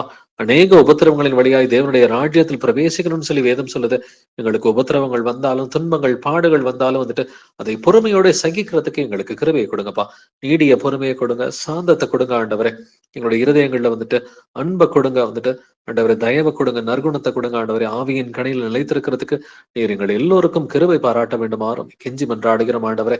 அவருடைய கூட பாடுகளை சகித்தோமானால் அவருடைய கூட ஆளுகையும் செய்வோம் என்று எழுதியிருக்கிறபடி ஏசப்பா சத்திய சுவிசேஷத்தை கடைபிடிக்கிறதன் மூலமா எங்களுக்கு பாடுகள், துன்பங்கள் வந்தாலும் ஆண்டவரை நாங்கள் அதை பொறுமையோட சகிக்கிறதுக்கு எங்களுக்கு கிருபை அளிக்க வேண்டுமாறு கெஞ்சி மன்றாடுகிற ஆண்டவரே.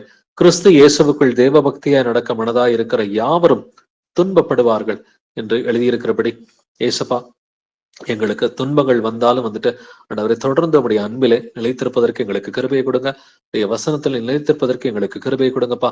இந்த பாடுகள் கொஞ்ச காலம் என்று வேதம் சொல்கிறது ஆண்டவரே. கொஞ்ச காலம் பாடு அனுபவிக்கிற உங்களை கர்த்தர் சீர்படுத்துவார், ஸ்திரப்படுத்துவார், பலப்படுத்துவார், நிலைநிறுத்துவார் என்று எழுதியிருக்கிறபடி ஆண்டவரே எங்களை வந்துட்டு சீர்படுத்துங்க ஆண்டவரே. எந்தெந்த காரியத்துலலாம் வந்துட்டு சீர்கெட்டவர்களாய் நாங்கள் இருக்கிறோமோ அந்தந்த காரியத்தெல்லாம் எங்களுக்குள்ள நீங்க சீர்படுத்துங்க ஆண்டவரே. எங்களை வசனத்துல ஸ்திரப்படுத்துங்க, பலப்படுத்துங்க.